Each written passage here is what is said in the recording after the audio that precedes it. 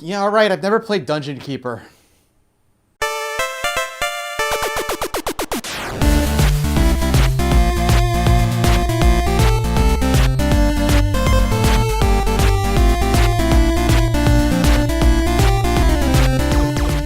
Well, another video, another classic 90s game Mathas hasn't played.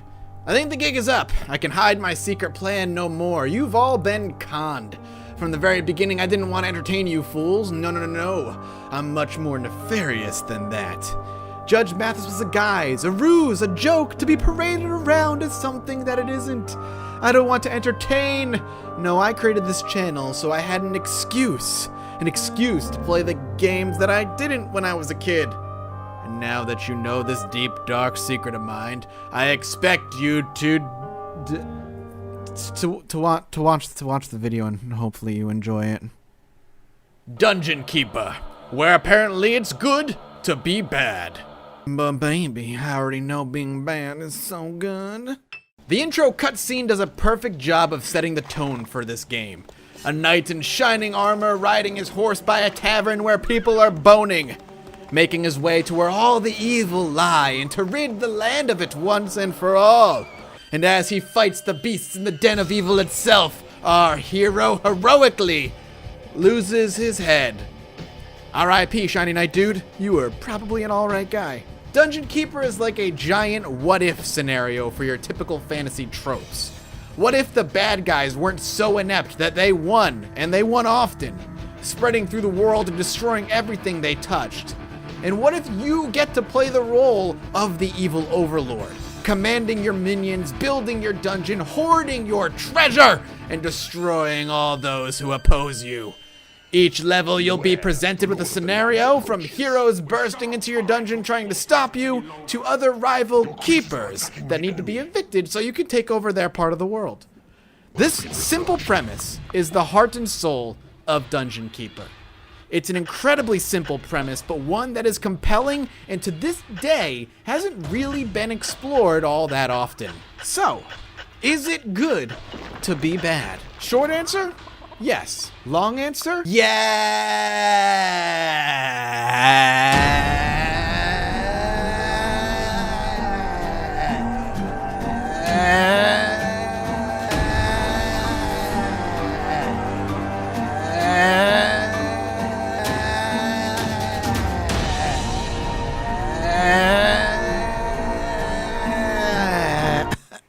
Dungeon Keeper holds true to its simple premise with simple gameplay.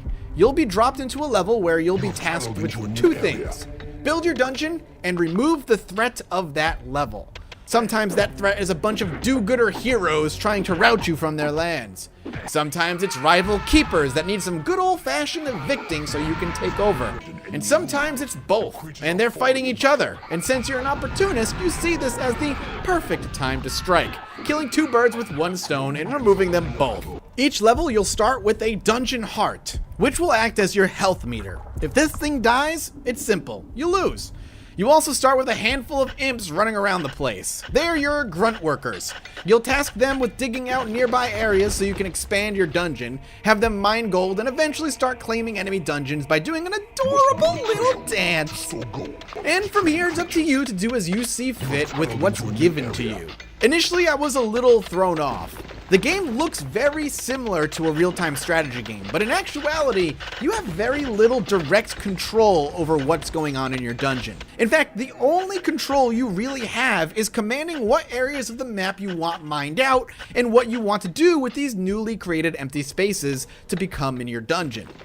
There's no drag and drop commands or multi-unit selection per se. Your imps will just do the task that's closest to them. The most direct control you'll have is by picking up your minion with your big ol' evil hand, watch them helplessly dangle, which is also adorable, and dropping them near the thing you want done and hope that they decide to do it. And for the most part, they do. But Dungeon Keeper is more about the bigger picture, creating a massive dungeon of evil and spreading to every corner of the map and taking what's yours. The minutia of commanding your minions is not this game's priority, and you should really know that going in. So if Dungeon Keeper is about building a big old dungeon and hoarding treasure, but you don't have direct control over your minions, then Where's the difficulty? How is this game going to challenge me if I don't have direct control over my own evil army? And trust me, I thought those very questions as I began the game. But it's very quickly answered by Dungeon Keeper. As I said, it's all about the bigger picture. Now that you're free from the shackles of commanding your army directly, you're more concerned about building, organizing, and maintaining. Dungeon Keeper is less an RTS and more of a god game with management aspects. You're trying to create a well-oiled machine of evil, something that can operate on its own if left to its own devices. The best way I can think to describe this is to talk about the opening moments of each level and how the game naturally leads you into its more complicated aspects. Each level starts very simple. You have imps, there's some gold nearby, and a portal, which is where your minions will come from on their own as you attract them. Naturally, you'll command your imps to mine some of that sweet dollar bill while you take what early space you have given to you and turn it into a treasure room where you can hoard all that gold. Now that you've began mining, you'll have some new space to play with, and your minions need a place to sleep, so you'll turn that into a lair so your minions can nap when they want to. But bad dudes need to eat too, right? Right, so mine out another area and turn it into a hatchery, so little baby chickens can hatch and your evil monsters can eat them right on up in front of their family, horrifying the other chickens. You monster. Now you've got 3 rooms, all with their own purpose, and your minions will start to arrive through the portal on their own now that you have some of the basics. Typically at the start, just flies and beetles will begin to show up. But hey, every evil dude needs to start somewhere, and your monsters all have a level, starting at 1 and maxing out at 10. And how do they level? They need to train. So you mine out a new area and build a horrendously dangerous room for them to train in. You pick them up, you drop them in, and have them start training to be a better beetle or fly. Welcome to the Judge Mathas Dangerous Dungeon and Training Room. Trying to flap them wings that can't get off the ground. Well, don't you worry. We'll have you jumping over spiked pits where if you don't flap them wings, you die. And if you do happen to survive all of the things that we provide, you'll get sent to the front lines of the Judge Mathas Dungeon Army to fight for his pride and his honor. Sign up today, only $9.99 a month. Want something better than a beetle or a fly? Then you need better rooms to attract them.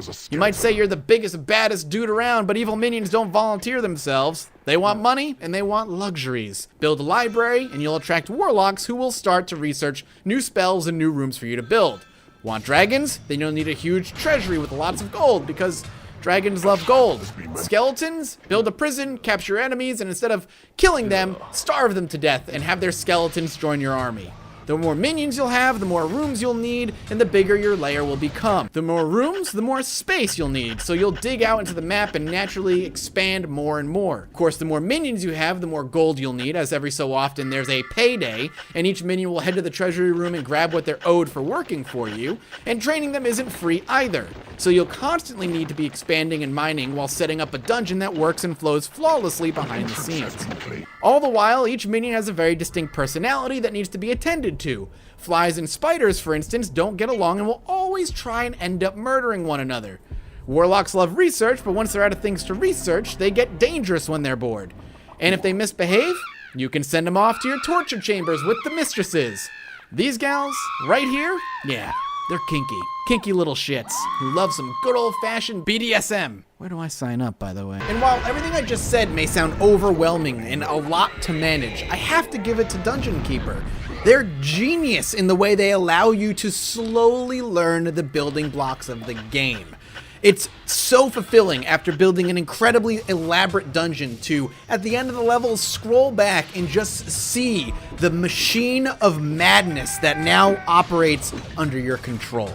It is satisfying like other games just aren't. There's so much to unpack, so much to toy around with, like lightning spells to help destroy your enemies, or directly possessing one of your minions and being able to explore your handcrafted dungeon in first person. Dungeon Keeper is constantly guiding you and giving you new toys to play with that every level challenges you to beat it in a new and creative way. And guiding is the perfect way to describe how Dungeon Keeper teaches you as well. While modern games like to handhold to a ludicrous degree, Dungeon Keeper guides. A perfect example of how it's done is the map for each level. The entire map is shrouded in a fog of war with one major exception: where the gold in the level is. The gold is tantalizing you throughout the entire level, indicating where you can not only get more money, but where some secrets may be hidden. The way the gold is laid across each level is begging for the players to explore, prod, and toy with its design. The way it's arranged and how it's laid around the map sometimes even provides a natural path where you can expand your ever dangerous and expensive dungeon. Or you can just tunnel directly to where you think the goodies are being hidden. But be careful, as sometimes those goodies are guarded by some nasty things. And by no means do you even need to go anywhere near some of these things either. You could easily adapt a strategy of rushing your enemy down as fast as you can. But I think the game is best played with patience and exploration. So yeah, I fucking love this game. I plan on going back and doing the Deeper Dungeon expansion pack in my spare time very shortly.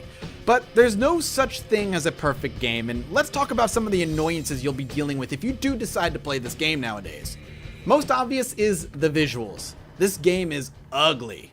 And what you're seeing is the high-res version of the game. This shit is just hideous on its intended resolution. It's not as ugly as it could be since it has a very distinct warped look about it, with the walls and rooms all having a very angled architecture giving it some personality, but damn!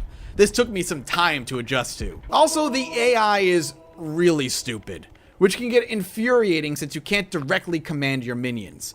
You do have a spell that is supposed to rally your minions to a certain destination, but I'll be damned if that thing ever worked the way it was meant to. I swear my minions were rebellious little teenage shits, and if I could, I'd hear them shouting at me. "It's not a phase, Mom! I do what I want! Resist the power, man! Resist the power!" I found the easiest thing to do was just to mine into the enemy base and have my imp take control of a nearby tile so that I could just pick up all my monsters and drop them in nearby and have them collide head to head with the enemies, forcing them into fight for their damn lives. Now you got no choice, you little assholes. And finally, while I realize this game isn't a strategy game per se, the combat is probably the weakest aspect of the game, usually boiling down to who has more minions than the other one. The giant clashes of armies is messy and hard to tell who's winning, all while the narrator is constantly shouting in your ear. Your minions are winning the battle. You'll be watching from above as a blurred mess of things clash with one another until either your color or the enemy's color ends up being the only ones left, and then you push into their dungeon and win. It's a little too simple, and maybe in the sequel they ironed it out, but it definitely felt lacking here. Your creatures are attacking the enemy. Yes, I know! There is nothing. But honestly, pointing out the negatives of this game feels nitpicky. Even today, 20 damn years after its launch, I found myself in love with Dungeon Keeper, and I'm surprised it never got more than 2 games. It's absolutely a masterpiece that deserves to be played. It might take a little bit to get up and running on modern machines, but I promise you it's absolutely worth the hassle. And with the Deeper Dungeons expansion and a ton of fan-made ones, there's an absolute shitload of dungeon keeping awaiting you.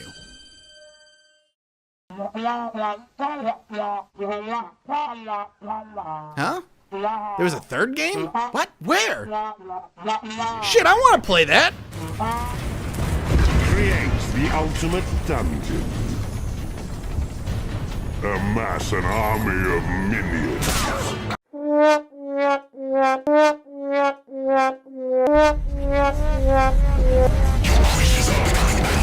Most games that I do videos on in this channel, I usually end up pleasantly surprised with. There are the occasional pieces of trash, but Dungeon Keeper is more than that. I clearly see why this game is regarded as a masterpiece. I truly fell in love and became obsessed with this game for a week as I just put every ounce of free time I had into this. And I went out of my way to find not only an original box copy with all of the stuff inside of it, but the sequel as well, just so I can have it as part of my collection. This game is magnificent. It is a classic through and through that all you strategy game fans, simulation fans, and management game fans have to play. No question. Go download it right now. It's like $6 on GOG. It is so worth it. And I'm serious when I say I can't wait to play the Deeper Dungeons expansion pack. For me, it's super rare to find a game that I would consider a masterpiece. There are great games out there. So many games that I have loved, some great, some maybe not so great, but are guilty pleasures. But rarely do I come across a game that I consider a masterpiece. So my question to you is, what game do you consider a masterpiece? Timeless, a game you could play 20 years from now and still adore as much as you did when the game initially came out. I feel those games are few and far between, but when you find one, you truly recognize it for what it is. So yeah, I'm jerking off Dungeon Keeper, alright? Allow me my space. I'm allowed to do what I want to do with my life. It's my life. So I, the Honorable Judge Mathas, judge this game as guilty. Guilty of hooking me 100%. Making my life nothing but Dungeon Keeper when I had the time. And for that, it deserves a life sentence. A life sentence of being on my computer. So sure, I wasn't a PC gamer growing up. I didn't have a PC to play with for a long time, but if that means I get to go back and play these masterpieces today with this critical lens and still appreciate and love these games for what they were and are, then sign me up, man. I'm willing to dive into that pile of games I never touched. Thank you guys so much for watching this episode of Judge Mathas. I hope you enjoyed it. If you're gonna be at PAX South, I will be too. So if you see me, say hello. Don't be shy. I always love meeting up with people at these conventions and just hanging out and saying hello. I will be back in a couple of weeks with another new video. I appreciate you guys so much, and I'll see you next time. Bye-bye. Oh, you're still here. Well, thanks for watching. I hope you enjoyed. If you did, hit that subscribe button. And if you're already a subscriber, hit that bell button. If you've already done both, hit that like button, because YouTube has a fetish for buttons. And if you want to watch another Judge Mathas, well, here's a link. Check it out. I'll see you next time.